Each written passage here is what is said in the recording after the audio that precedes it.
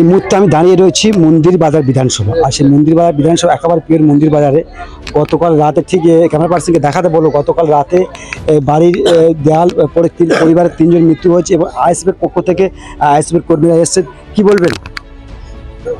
আপনারা নিশ্চয়ই দেখতে পাচ্ছেন এখানে যা পরিস্থিতি। আমরা সকালে আজকের খবর পেয়েছি যে আমাদের মন্দিরবাজার বিধানসভার মধ্যে কামারপুর, তাই তো, কামারপাড়া এলাকা, এখানে একটা অমুসলিম বাড়িতে, মানে কামারপাড়া, আচ্ছা যাই হোক, তো মোটামুটি এখানে যা পরিস্থিতি দেখলাম, একটা কাঁচা বাড়িতে 3 জন রাত্রেবেলা ঘুমাচ্ছিল, মা এবং 2টো শিশু। একটাই মাত্র তার ছেলেটা বাইরে কাজে ছিল, তাই সে বেঁচে গেছে এবং পুরো তার যে পরিবারটা আজকে শেষ হয়ে গেছে। আমরা বলছি 2011 সালে এই রাজ্যে সরকার তৃণমূল কংগ্রেস সরকার ক্ষমতায় এসেছে, এখনো পর্যন্ত কাঁচা বাড়ি। দেখুন, আমরা তো ওটাই আমরা এসে অবাক হয়ে যাচ্ছি যে যেখানে আপনার 2021 সালে আপনি বললেন ক্ষমতা এসছে শাসক সরকার, এই সবে কিছুক্ষণ আগে শুনলাম যে একটা বাড়ি দিয়েছে নতুন লটে। যদি এর প্রকৃত বাড়ি দিত 2021 সালের পরে, তাহলে আজকে এই পরিবারটা কিন্তু আমাদের ছেড়ে চলে যেত না। তাই আমরাও দাবি করছি এখান থেকে যে এই সব মানে দুর্নীতি বন্ধ করতে হবে। যারা হচ্ছে ঘর পাওয়ার যোগ্য তাদেরকে ঘর দেওয়া দরকার, যদি না হয় এরকম আরও দেখতে হবে আমাদের।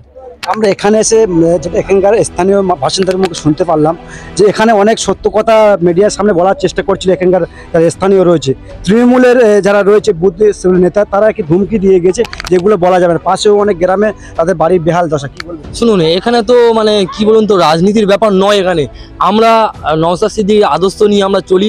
নওশাদ সিদ্দিকী এই ব্যাপারটা নিয়ে খুব ব্যথিত, আমাদেরকে বলেছে ওখানে যাও, কিন্তু এই যে শাসক সরকার তো এটাই চাচ্ছে যে যদি এদের মুখ খুলে দেয় তাহলে তো সব কিছু খুলে যাবে। আমরা সত্যি আজকে এখানে অত্যন্ত মর্মাহত যে এরকম একটা পরিবার চলে গেছে। হয়তো তাদের হয়তো মনে অনেক রাগ হবে, অনেক কিছু হবে, তারা প্রকাশ করতে পারছে না। তাই আমরা ইন্ডিয়ান সেকুলার ফ্রন্ট কিন্তু ছেড়ে কথা বলবো না। যদি এই আমরা পরিবারের সঙ্গে কথা বলেছি, যে কোনো বিষয়ে আমরা সহযোগিতা করব এবং আমাদের চেয়ারম্যান বলেছে যে ওখানে যান, যদি তারপরেও যদি না এদের আইনি বিষয় যেগুলো থাকে বা সরকারি যেটা প্রাপ্য যেটা যদি না পায়, তারপরে আমাদের চেয়ারম্যান বাকিরা বুঝে নেবে। আর হচ্ছে মইদুল ভাই এই কথা কণ্ঠ রোধ করার চেষ্টা করছে, মানুষ সত্য কথা বলতে পারছে না পুরোটা বাংলা জুড়ে, আর বিশেষ করে এই শওকত মোল্লার এলাকা, এটা যেটা হচ্ছে কি আপনার দক্ষিণ 24 পরগনা, এই দক্ষিণ 24 পরগনা পুরো জুড়ে চারদিকে আরএসএস বাহিনী করে রেখেছে এবং যারা মানে কথা বলতে পারে। আপনি বলুন তো, এটা হচ্ছে কি অমুসলিম এলাকা, কি নাম আপনার ছেলেটার নাম কিরণ কর্মকার, একটাই মাত্র ছেলে বেঁচে আছে, তাহলে বাকি পরিবারটা বেঁচে গেছে। সেখানে কি শুধুমাত্র মুসলিমরা নয়, মুসলিম হিন্দু সবাই, যারা প্রান্তিক শ্রেণী, যারা হচ্ছে গরিব মানুষ, তাদেরকে শেষ করে দিতে যাচ্ছে এই বিজেপি আর টিএমসি সরকার। তাই হচ্ছে এই হালাত। আপনার বিধায়ক নওশাদ সিদ্দিকী সাহেব চেয়ারম্যান, তিনি কি আসবেন? আমাদের চেয়ারম্যান শোনার সাথে সাথে আমাদেরকে বলেছে যে এরকম একটা মর্মান্তিক পরিস্থিতি হয়ে গেছে, মইদুল তুমি ওখানে যান, যদি তারপরে আমাদের প্রয়োজন পড়ে আমি নিজে বিধায়ক এখানে উপস্থিত হবে, এইটুকু বলেছে। আমার নাম মইদুল ইসলাম, আমি মন্দিরবাজার ব্লক নেতৃত্ব।